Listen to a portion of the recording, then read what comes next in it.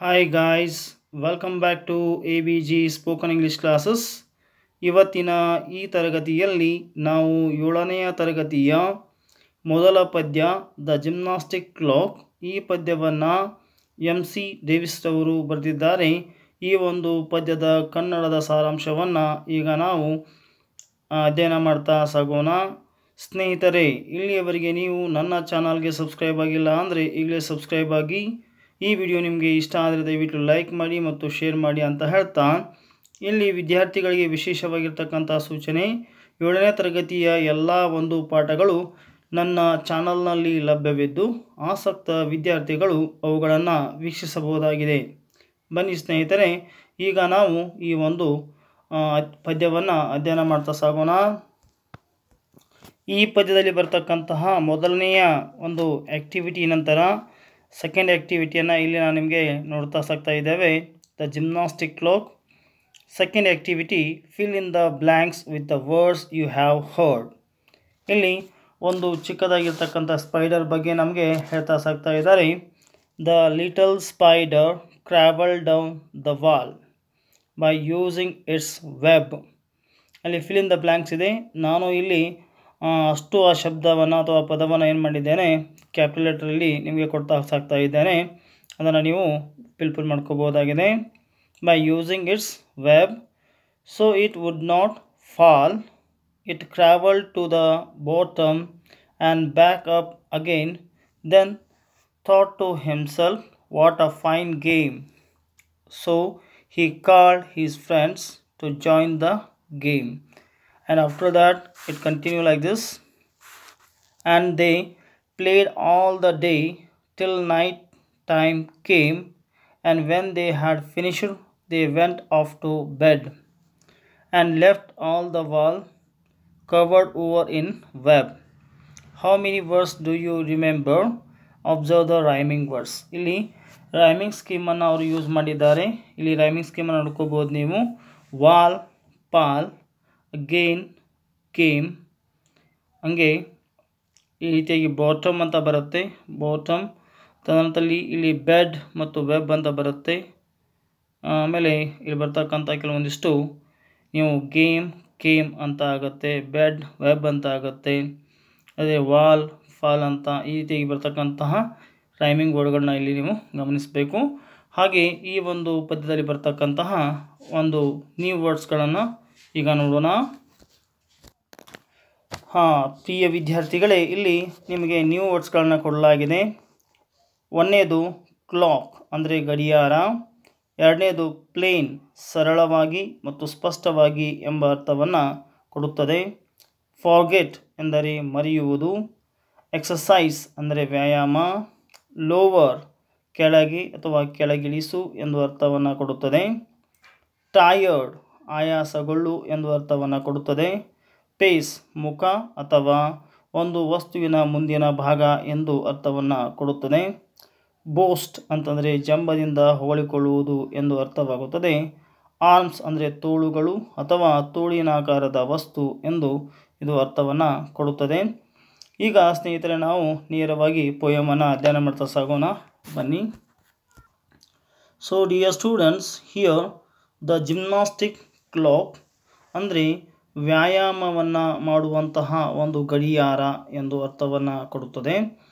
Gymnastic ಅನ್ನೋದು ವ್ಯಾಯಾಮ ಎಂದು ಅರ್ಥವನ್ನು ಕೊಟ್ಟು, ಕ್ಲಾಕ್ ಅಂತಕ್ಕಂಥದ್ದು ಗಡಿಯಾರ ಎಂಬ ಅರ್ಥವನ್ನು ಕೊಡುತ್ತದೆ. ಈ ಒಂದು ಪದ್ಯವನ್ನು MC ಡೇವಿಸ್ ರವರು ಬರೆದಿದ್ದಾರೆ. ಸ್ನೇಹಿತರೆ, ಈಗ ನಾವು ಮೊದಲನೆಯ ಒಂದು ಸ್ಟ್ಯಾಂಜಾನ ಅಧ್ಯಯನ ಮಾಡ್ತಾ ಸಾಗೋಣ. ಇಲ್ಲಿ the little clock, little, the clock is little. ಇಲ್ಲಿ ಬಂದಿರತಕ್ಕಂತಹ ಗಡಿಯಾರ ತುಂಬ ಚಿಕ್ಕದಾಗಿರ್ತಕ್ಕಂತಹ ಒಂದು ಗಡಿಯಾರವಾಗಿದೆ. So dear students, here the little clock is friends with me.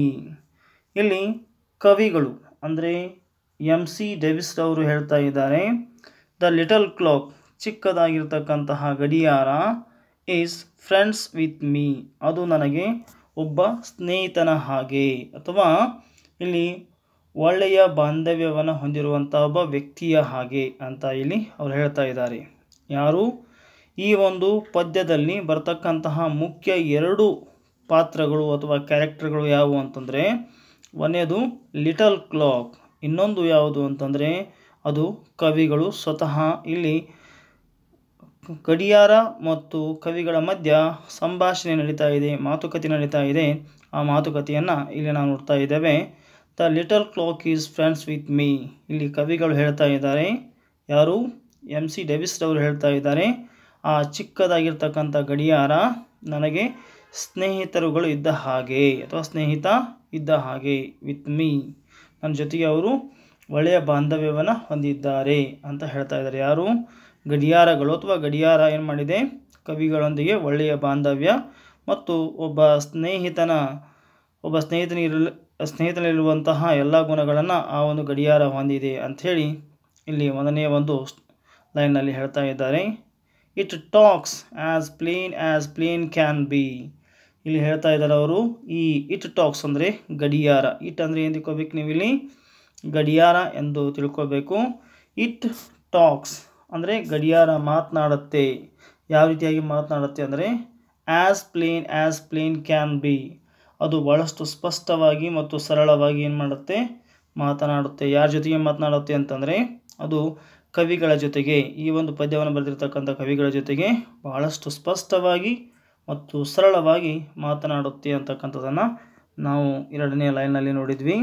ಇನ್ನು ಆ್ಯಂಡ್ ಸೇಸ್, ಹಾಗೆ ಸ್ಪಷ್ಟವಾಗಿ ಮಾತನಾಡುತ್ತಾ ಅದು ಕವಿಗಳಿಗೆ ಹೇಳ್ತಾ ಇದೆ. ಏನನ್ನು ಹೇಳ್ತಾ ಇದೆ ಅಂತಂದರೆ ಈಚ್ ಮಾರ್ನಿಂಗ್, ಪ್ರತಿದಿನ ಮುಂಜಾನೆ. ಈಚ್ ಮಾರ್ನಿಂಗ್ ಅಂದರೆ ಪ್ರತಿದಿನ ಮುಂಜಾನೆ. ಆ್ಯಸ್ ಇಟ್ ರೈಸಸ್, ಅದು ಎದ್ದೇಳುತ್ತೆ ಅಂತ ಹೇಳ್ತಾ ಇದ್ದಾರೆ. ಅದು ಏನು ಮಾಡುತ್ತೆ? ಪ್ರತಿದಿನ ಬೆಳಗ್ಗೆ ಎದ್ದ ತಕ್ಷಣ ಏನು ಮಾಡುತ್ತೆ ನಮಗೆ? ನಾವು don't forget your exercise. It ನಮಗೆ ಅದು ಏನು ಮಾಡ್ತಾ ಇದೆ? ಎಚ್ಚರಿಕೆಯನ್ನು ಮಾಡ್ತಾ ಇದೆ, ಎಚ್ಚರಿಕೆಯನ್ನು ಕೊಡ್ತಾ ಇದೆ. ಯಾವುದು ಎಚ್ಚರಿಕೆ ಕೊಡ್ತಾ ಇದೆ? ಆ ಒಂದು ಗಡಿಯಾರ ಹೇಳ್ತಾ ಇದೆ ಏನಂತೇಳಿ, each morning as it rises, ಅದು ನಾವು ಎದ್ದ ತಕ್ಷಣ ನಮಗೇನು ಮಾಡ್ತಾ ಇದೆ? ಒಂದು ಎಚ್ಚರಿಕೆಯನ್ನು ಕೊಡ್ತಾ ಇದೆ.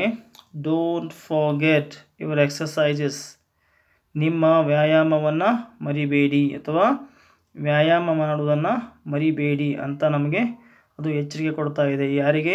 ಕವಿಗಳಿಗೆ ಎಚ್ಚರಿಕೆ ಕೊಡ್ತಾ ಇದೆ. ನೀವು ದಿನನಿತ್ಯದ ಎಕ್ಸಸೈಸನ್ನು ಅಥವಾ ವ್ಯಾಯಾಮವನ್ನು ಮಾಡೋದನ್ನು ಮರಿಬೇಡಿ ಅಂತ ಎಚ್ಚರಿಕೆ ಕೊಡ್ತಾ ಇದೆ. ಯಾವಾಗ? ಅದು ನಮ್ಮನ್ನು ಎಬ್ಸುತ್ತೆ. ಅಲಾರಾಮ್ ಆದ ತಕ್ಷಣ ನಮ್ಮನ್ನು ಅದು ಎಬ್ಸುತ್ತಲ್ಲ, ಆವಾಗ ಅದು ನಮಗೆ ಹೇಳುತ್ತೆ ಇವತ್ತಿನ ದಿನದ ಎಕ್ಸಸೈಸನ್ನು ಮರಿಬೇಡಿ ಅಂತ ನಮಗೆ ಎಚ್ಚರಿಕೆಯ ಧ್ವನಿಯನ್ನು ಕೊಡ್ತಾ ಇದೆ. Both hands above your had, ಅಲ್ಲಿ ಸಜೆಸ್ಟ್ ಮಾಡ್ತಾ ಇದೆ ಹೇಗೆ ನೀವು ಎಕ್ಸಸೈಸ್ ಮಾಡಬೇಕು ನೀವು ಅಂತಂದರೆ, ಕವಿಗಳಿಗೆ ಹೇಳ್ತಾ ಇದೆ ಬೋತ್ ಹ್ಯಾಂಡ್ಸ್, ನಿಮ್ಮ ಎರಡೂ ಕೈಗಳನ್ನು ತಲೆಯ ನೇರಕ್ಕೆ ತೆಗೆದುಕೊಂಡು ಹೋಗಿ ಅಥವಾ ತಲೆ ಮೇಲೆ ತೆಗೆದುಕೊಂಡು ಹೋಗಿ. Your hands above your head, you know, ನಿಮಗೆ ಗೊತ್ತಿದೆ. ಏನು ಗೊತ್ತಿದೆ ಅಂತಂದರೆ then lower them very slowly, ಸಾವಕಾಶವಾಗಿ, ಸ್ಲೋಲಿ ಅಂದರೆ ನಿಧಾನವಾಗಿ ಏನು ಮಾಡಿ ಅವನನ್ನು ಕೆಳಗೆ ತೆಗೆದುಕೊಂಡು ಬನ್ನಿ. ಅವುಗಳನ್ನ ನೀವು ಕೆಳಗೆ ತೆಗೆದುಕೊಂಡು ಬನ್ನಿ. ಲೋವರ್ ಅಂತಂದರೆ ಇಲ್ಲಿ ಕೆಳಗೆ ಇಳಿಸು ಅಂತ ಅರ್ಥ ಆಗುತ್ತೆ. ಕೆಳಗೆ ಇಳಿಸ್ತಾ ಹೋಗಿ. ಸೊ ಹಾಗೆ oh don't get tired and stop that way. And ಅದೇ ರೀತಿಯಾಗಿ ಕೈಯನ್ನು ಮೇಲಕ್ಕೆತ್ತಿ ಮತ್ತೆ ಸಾವಕಾಶವಾಗಿ ಅಥವಾ ನಿಧಾನವಾಗಿ ಅವುಗಳನ್ನು ಕೆಳಗೆ ಇಳಿಸ್ತಾ ಬನ್ನಿ. ಆವಾಗ ಡೋಂಟ್ ಗೆಟ್ ಟಯರ್ಡ್, ನೀವು ಭಾಳಷ್ಟು ದಣಿಯಬೇಡಿ. ಡೋಂಟ್ ಗೆಟ್ ಟಯರ್ಡ್, ಭಾಳಷ್ಟು ದಣಿಯಬೇಡಿ. ಆ್ಯಂಡ್ ಸ್ಟಾಪ್, ಮತ್ತು ದಣಿದು ವ್ಯಾಯಾಮ ಮಾಡುವುದನ್ನು ನಿಲ್ಲಿಸಬೇಡಿ. ಯಾಕಂದರೆ ದ್ಯಾಟ್ ವೇ, ಆ ರೀತಿಯಾಗಿ ನೀವು ಕಂಟಿನ್ಯೂಸ್ ಮಾಡಿದರೆ ನಿಮಗೆ ಒಳ್ಳೆಯ ಆರೋಗ್ಯ ಸಿಗುತ್ತೆ ಮತ್ತು ಒಳ್ಳೆಯ ಆರೋಗ್ಯದ ಜೊತೆಗೆ ಉತ್ತಮ ಮನಸ್ಸು ಸಹಿತ ನಿಮ್ಮದಾಗತ್ತೆ. ಆ ಕಾರಣಕ್ಕಾಗಿ ಡೋಂಟ್ ಗೆಟ್ ಟಯರ್ಡ್, ನೀವು ದಣಿವು ಮಾಡ್ಕೊಳ್ಬೇಡಿ, ಜೊತೆಗೆ ಸ್ಟಾಪ್ ಮಾತ್ರ ಮಾಡಲಿಕ್ಕೆ ಹೋಗಬೇಡಿ ಅಂತ ಇಲ್ಲಿ ಗಡಿಯಾರ ಕವಿಗಳಿಗೆ ಹೇಳ್ತಾ ಇದೆ. ಅದು ತನ್ನ ಒಂದು ಉದಾಹರಣೆಯನ್ನು ಕೊಡ್ತಾ ಇದೆ. ಇಲ್ಲಿ I exercise like this all day, ನಾನು ಅದೇ ತೆರನಾಗಿ ಏನು ಮಾಡ್ತೇನೆ? ದಿನನಿತ್ಯ ವ್ಯಾಯಾಮವನ್ನು ಮಾಡ್ತೇನೆ. I exercise like this all day, ದಿನದ ತುಂಬೆಲ್ಲ, ಸಂಪೂರ್ಣ ದಿನವೆಲ್ಲ ನಾನು ಈ ರೀತಿಯಾಗಿ ಎಕ್ಸಸೈಸನ್ನು ಮಾಡ್ತೇನೆ.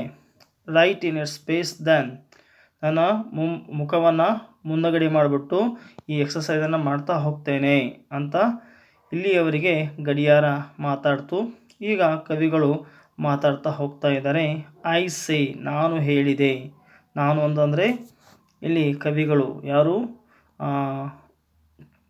ಈ MC ಡೇವಿಸ್ ಅವರು ಹೇಳ್ತಾ ಇದ್ದಾರೆ, ಐ ಸೇ ಫೂ ಛೀ ಥೂ ಅಂತಕ್ಕಂಥ ಅರ್ಥವನ್ನು ಕೊಡುತ್ತೆ, ಅಥವಾ ಅಸಹ್ಯಕರ ಒಂದು ಪದ ಅಂತ ಅನಿಸುತ್ತೆ. ಯಾಕಂದರೆ ಇದನ್ನೆಲ್ಲ ಹೇಳಿದಾಗ ಒಂಥರ ಕವಿಗಳಿಗೆ ಅವಮಾನ ಅನಿಸುತ್ತೆ ಅಂತಕ್ಕಂಥದ್ದನ್ನು ಇಲ್ಲಿ ಹೇಳ್ತಾ ಇದ್ದಾರೆ. I would not boast of it like you. ಇಲ್ಲಿ ಕವಿಗಳು ಹೇಳ್ತಾ ಇದ್ದಾರೆ, ನಿನ್ನಾಗೆ ನನ್ನನ್ನು ಹೊಗಳಿಕೊಳ್ಳೋದಿಲ್ಲ.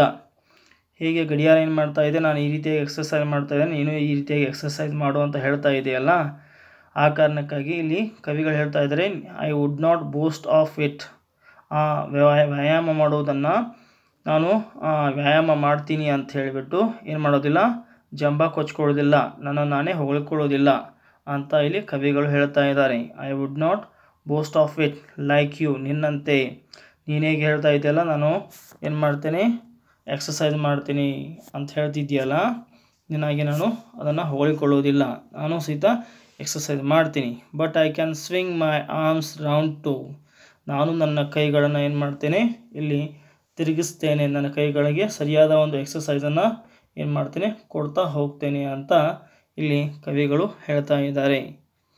But I can swing my arms round two. ನಾನು ಸಹಿತ ನಿನ್ನ ಹಾಗೆ ಕೈಗಳನ್ನು ಏನು ಮಾಡ್ತೀನಿ, ಸ್ವಿಂಗ್ ಮಾಡ್ತೇನೆ ಅಥವಾ ತಿರುಗಿಸ್ತೀನಿ ಅಂತ ಹೇಳಿ ಇಲ್ಲಿ ಕವಿಗಳು ಹೇಳ್ತಾ ಇದ್ದಾರೆ. And so the clock then looks at me. ನಾನು ಹೀಗೆ ಹೇಳಿದಾಗ ಆ ಒಂದು ಗಡಿಯಾರ ಏನು ಮಾಡ್ತು ಅಂದರೆ ನನ್ನನ್ನೇ ನೋಡಲಿಕ್ಕೆ ಆರಂಭ ಮಾಡ್ತು. And so the clock then looks at me. ತದನಂತರದಲ್ಲಿ ಆ ಒಂದು ಗಡಿಯಾರ ನನ್ನನ್ನು ನೋಡಲಿಕ್ಕೆ ಆರಂಭ ಮಾಡಿತು. ನನ್ನನ್ನು ಅಂತಂದರೆ ಕವಿಗಳನ್ನ ನೋಡಲಿಕ್ಕೆ ಆರಂಭ ಮಾಡಿತು. And I look back. ನಾನು ಸಹಿತ ಅದನ್ನು ಹಿಂತಿರುಗಿ ನೋಡಿದೆ. And I and he. ನಾನು ಮತ್ತು ಆ ಗಡಿಯಾರ. ಹಿ ಅಂತ ತಿಳ್ಕೊಬೇಕು, ನೀವಿಲ್ಲಿ ಗಡಿಯಾರ ಅಂತ ತಿಳ್ಕೊಬೇಕು. Each single morning. ಪ್ರತಿದಿನ ಮುಂಜಾನೆ ಏನು ಮಾಡ್ತೇವೆ, ವೆನ್ ವಿ ರೈಸ್. ನಾವು ಯಾವಾಗ ಎದ್ದೇಳ್ತೀವಿ, ಜಸ್ಟ್ ಎಕ್ಸಸೈಸ್ ಆ್ಯಂಡ್ ಎಕ್ಸಸೈಸ್. ನಾವು ಎಕ್ಸಸೈಸನ್ನು ಮಾಡ್ತಾ ಹೋಗ್ತೇವೆ, ನಾನು ಮತ್ತು ನನ್ನ ಸ್ನೇಹಿತನಾಗಿರ್ತಕ್ಕಂತಹ ಗಡಿಯಾರ. ಈ ಒಂದು ಪದ್ಯದ ಮೂಲಕವಾಗಿ ಕವಿಗಳು ಏನನ್ನು ವ್ಯಕ್ತಪಡಿಸ್ತಾ ಇದ್ದಾರೆ ಅಂತಂದರೆ, ಮನುಷ್ಯ ಯಾವಾಗಲೂ ಸ್ಫೂರ್ತಿದಾಯಕವಾಗಿ ಗಡಿಯಾರ ತರಹ ಚಟುವಟಿಕೆಯಿಂದ ಇದ್ದರೆ ಅವನು ಆರೋಗ್ಯವಂತನಾಗಿ, ಶಕ್ತಿಶಾಲಿಯಾಗಿ ಹಾಗೂ ಬುದ್ಧಿವಂತನಾಗುತ್ತಾನೆ ಎಂಬುದು ಈ ಒಂದು ಪದ್ಯದ ಒಂದು ಭಾವಾರ್ಥವಾಗಿದೆ. ಸ್ನೇಹಿತರೆ, ಇಲ್ಲಿಯವರೆಗೆ ನೀವು ನನ್ನ ಚಾನಲ್ಗೆ ಸಬ್ಸ್ಕ್ರೈಬ್ ಆಗಿಲ್ಲ ಅಂದರೆ ಈಗಲೇ ಸಬ್ಸ್ಕ್ರೈಬ್ ಆಗಿ, ಈ ವಿಡಿಯೋ ನಿಮಗೆ ಇಷ್ಟ ಆದರೆ ಲೈಕ್ ಮಾಡಿ ಮತ್ತು ಶೇರ್ ಮಾಡಿ ಅಂತ ಹೇಳ್ತಾ ಧನ್ಯವಾದಗಳು ಸ್ನೇಹಿತರೆ.